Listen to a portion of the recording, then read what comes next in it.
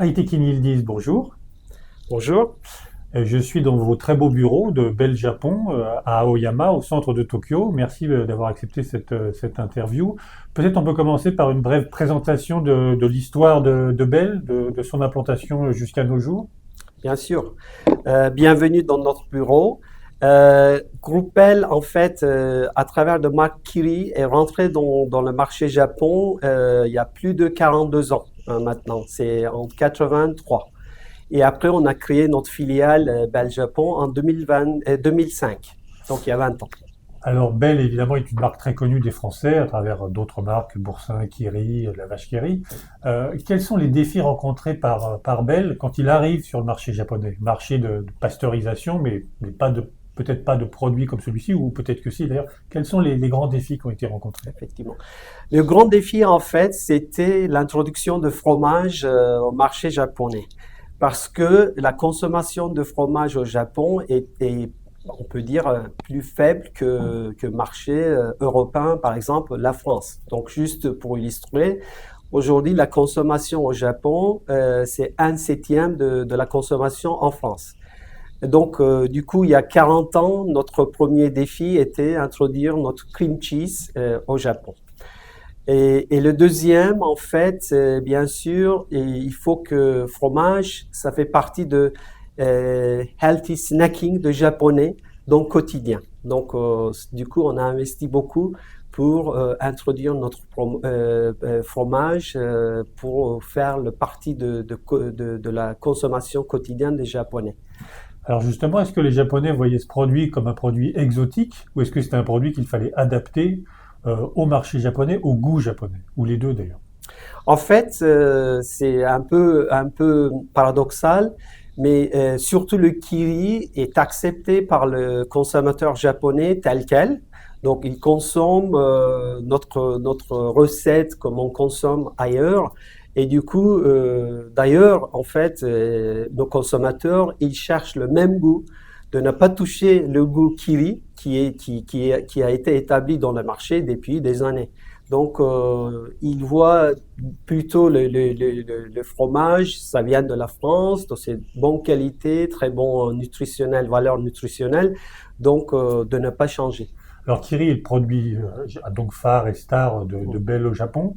Il y a aussi Boursin, j'imagine. J'ai vu en arrivant qu'il y avait des boîtes Vache Kiri également. Comment se placent les autres marques connues des Français au Japon? En fait, comme vous dites, la marque phare, c'est Kiri.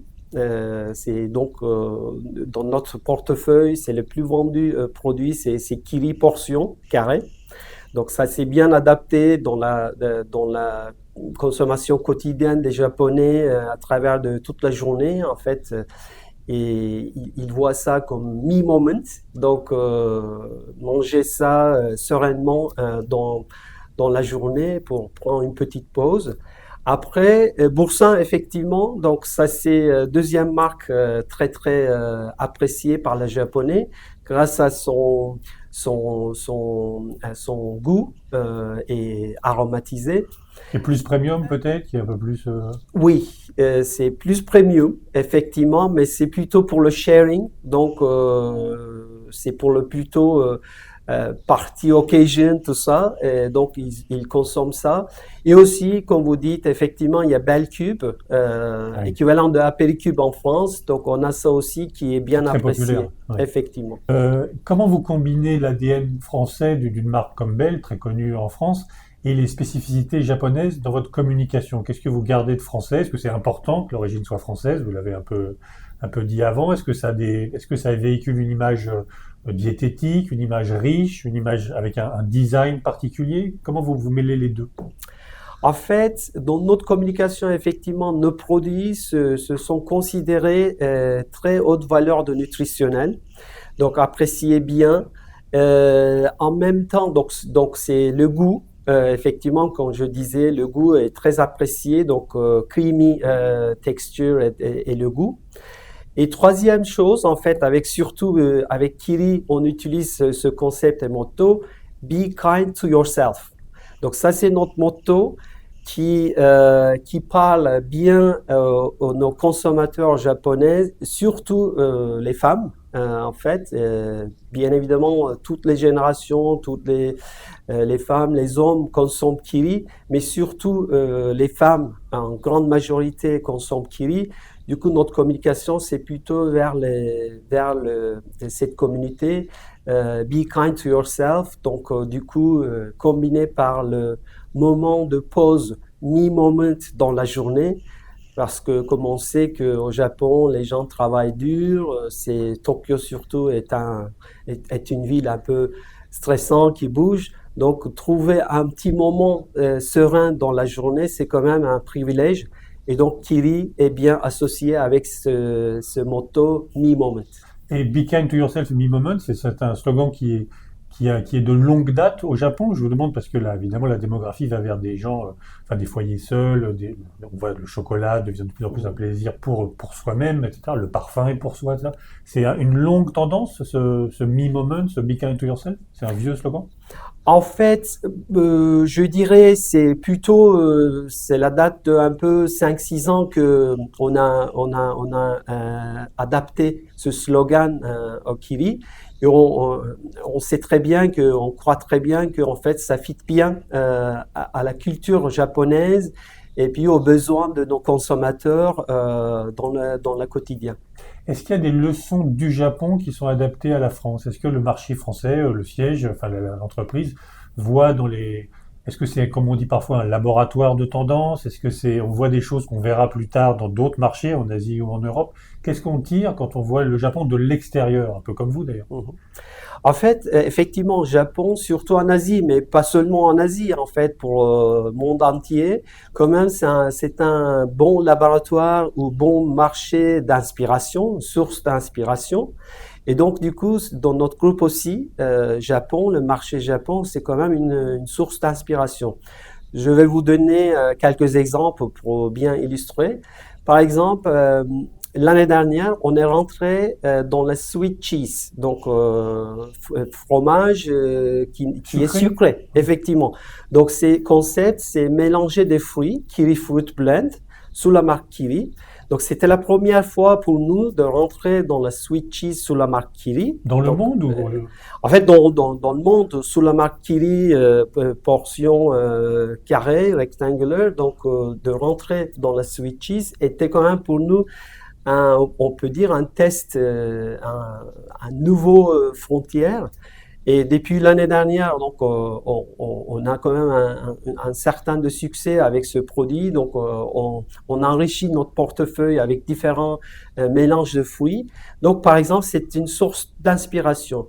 D'autres exemples que je peux vous dire, il y a 2 ans à peu près, on a ouvert un café en permanence, Kiri Café, en collaboration avec Bagel & Bagel. Donc ça, c'est aussi très, très innovant pour notre groupe, parce qu'on a eu dans quelques marchés pop-up store, mais jamais permanente et en collaboration avec une autre marque. Alors, c'était aussi un succès. Donc, on a commencé avec un fin 2023, décembre, et on a ouvert 2 autres cette année avec notre partenaire. Donc, c'est-à-dire tous ces exemples-là, ça vient de Japon comme marché et puis inspire les autres marchés.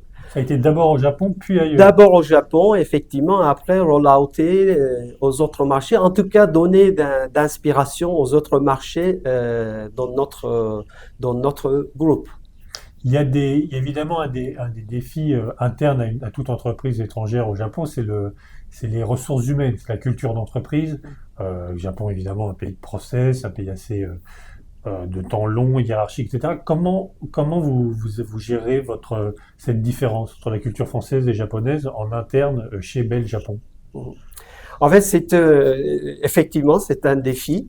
Et c'est un bel défi C'est un bel défi. effectivement, pour moi, parce que bon, en fait, ce type de choses, ça nécessite déjà une grande flexibilité, adaptabilité culturelle, parce que effectivement, dans mon cas, je suis arrivé il y a 3 ans au Japon, je connaissais pas le marché Japon, en tout cas spécialement. Donc, il faut observer d'abord la culture, parce que dans notre groupe, il y a quand même une approche glocal. On dit en fait, on est un grand groupe global, mais en même temps, on fonctionne dans le marché. Du coup, il faut s'adapter au marché. En termes de culture, effectivement, Japon, c'est une culture que j'apprécie beaucoup, mais avec ses spécificités. Donc, avec observation, adaptation, flexibilité, on trouve une harmonie. Je pense que c'est un bon terme pour le Japon, trouver une harmonie dans la façon de faire, dans la façon de travail et communication, que on arrive à faire élever ce défi. Et vous avez, par exemple, la réputation d'être une entreprise qui est très sensible au sort des femmes, etc., des employés. Vous pouvez parler un peu de ça, de votre action interne sur ce sujet? Bien sûr, bien sûr. En fait, déjà dans notre société aujourd'hui, il y a plus de femmes que hommes, donc majorité à peu près 60% des femmes. Donc diversité, c'est très important pour nous. Et deuxièmement, cette année avec Kiri, notre marque Kiri, on a lancé un programme, on appelle ça Brand Social Role, donc le rôle de Kiri. Et le programme, c'est Women Empowerment. En fait, c'est notre un peu conviction qu'au Japon, il y a encore, on peut dire, Des progrès à des faire, chemins, de des chemins progrès à à trouver. faire, effectivement, dans la matière, dans l'affaire de plus de femmes dans le rôle de management ou plus actifs dans la société, etc. Donc, du coup, avec Kiri, nous, on a lancé ce programme pour soutenir les femmes dans la société japonaise, pour créer des valeurs et faire gagner de confiance chez elles. Et comme ça, on peut avancer les choses. Et vous sentez que c'est une force pour votre recrutement, par exemple? C'est quelque chose qui arrive dans les discussions quand on... Je pense que oui, je pense que oui. Déjà, les résultats, en fait, on a plus de femmes que hommes dans notre société. Et deuxièmement, déjà, dans notre communication globale, dans notre positionnement global, ça aide. Et troisièmement, effectivement, Kiri est un low brand au Japon, majoritairement par les femmes. Et donc, ce type de programme, bien évidemment, aide. C'est juste walk the talk, en fait. Sincèrement, c'est ce qu'on y pense, c'est ce qu'on y vit et c'est ce que on acte. Si on se projette un peu sur le marché du fromage à 5-10 ans, alors le Japon est un pays assez fascinant parce que c'est un pays de pasteurisation où le lait a toujours été très important économiquement, politiquement, socialement et où vos produits sont innovants dans ce marché. Comment vous projetez votre marché ou Bell sur 5-10 ans? Est-ce que les gens vont manger de plus en plus de fromage? Est-ce que les usages vont changer? Est-ce que les produits, comme on est dans des foyers, par exemple My Me Moment, ça veut dire que c'est des portions plus petites ou des produits plus importants? Comment vous voyez évoluer le marché? Effectivement, déjà, notre souhait, c'est de faire accroître le marché, effectivement. En fait, c'est juste pour reprendre un peu l'histoire de fromage au Japon. Grosso modo, il y a 50 ans que consommation de fromage était venue au marché. Donc, avant, peut-être ça existait, mais on peut dire catégorialement, il y a 50 ans. Après, il y a une accélération jusqu'à des années 2000, etc. Et aujourd'hui, même si consommation fromage per capita consumption est inférieure à l'Europe, quand même en Asie, ça reste un marché numéro un en termes de consommation fromage. Donc ça, c'est le premier élément. Deuxième élément, au Japon, il y a la culture quand même de consommation de dairy. Donc yaourt, du lait et fromage également. Et troisièmement, en fait, notre avantage, on est déjà en portion. Au Hmm. Japon, les gens mangent bien en petites portions pour le snacking, etc. Il y a une bonne conscience de healthy snacking, qu'on est bien en fait dans cette déjà cartographie avec notre portefeuille, notre positionnement. Et notre estimation, en fait, ces dernières années, juste après Covid, à cause de l'inflation, etc., il y a une petite, on peut dire, déclin dans la catégorie fromage, mais on peut dire à l'horizon de 5 ans, 10 ans, ou alors même plus, On attend notre estimation de faire accroître le marché fromage. Les Japonais vont consommer plus de fonctionnel, plus de nutritionnel fromage et aussi d'avoir le plaisir de consommer le fromage. Vous avez parlé de l'ouverture récemment d'un café Kiri. Mhm. Est-ce que, en termes numériques cette fois, le Japon est un pays qui parfois on dit est très en retard ou plus ou moins en retard. Est-ce que c'est aussi un axe où Kiri est peut-être plus fort que ses concurrents en ayant des stratégies ou des outils éprouvés ailleurs? Mhm. En fait, Japon, le Kiri, pas seulement au Japon, mais dans notre global, en fait, Japon, c'est quand même souvent dans le top 3 pays mondial chez Bell, qui est actif dans SNS, dans réseaux Ok. sociaux, etc. L'avantage, on est très actif dans les réseaux sociaux à travers de notre modèle marketing. On a un modèle en fait qu'on appelle B-Studio model. B-Studio, c'est in-house modèle que notre activation digitale, on fait à travers de ce modèle in-house. Et on a la chance et aussi, je pense que Kiri mérite ça aussi. Nos consommateurs sont très, très réactifs par rapport à toutes les activations. Ça venait de Bell Japon, de nos marques, notamment de Kiri. Et du coup, oui, effectivement, on a un modèle qui fonctionne plutôt bien dans le monde digital. Vous êtes au Japon depuis 3 ans, donc c'est la Oui. bonne période. C'est-à-dire que vous avez à peu près compris et maintenant vous rentrez dans la période où vous êtes plus expérimenté. Qu'est-ce qui vous a marqué le plus en fait dans vos 3 années au Japon? Qu'est-ce qui a été la plus grande surprise, positive ou négative, et quel est l'enseignement que vous tirez de ces 3 années après votre expérience dans d'autres pays? Il y en a beaucoup. En fait, par rapport à mon expérience, c'est très très enrichissant comme parcours. Japon, comme un marché, c'est pas un marché facile pour le dire. Par contre, c'est vraiment, comme je disais, très riche en termes d'expérience, en termes de parcours professionnel. Donc, qu'est-ce que je peux dire? Première chose, je pense que euh, plutôt, il faut être persévérance au Japon. Parce que le Japon, c'est pas court terme, c'est long terme. Donc, il faut avoir une vision pour le long terme. Et je pense que les Japonais aussi apprécient beaucoup les relationnels à long terme dans la durée qu'à court terme. C'est pour ça que, par exemple, un premier leçon pour moi, ou on peut dire effet marquant, établir une relation avec le partenaire, même avec les équipes, tout ça, ça prend du temps. Donc, pour mieux comprendre les uns les autres, les façons de travail, communication, etc. Mais une fois que vous avez établi, je pense que ça, c'est pour éternel. Donc, ça, c'est quand même l'avantage du Japon. Ça prend du temps, mais c'est pour vraiment longue durée. Deuxième chose, les Japonais, ils sont en fait, quelquefois c'est un peu barrière, mais ils sont dans le perfectionnisme. Donc, tout ce qui est exécution, c'est vraiment sans problème. Une fois que ils ont compris qu'est-ce qu'il faut faire dans l'exécution. Je l'appelle souvent avec les équipes Shinkansen style. Donc, c'est à la seconde, sans problème. Donc, je pense que ça, c'est aussi un bon leçon pour le reste du monde.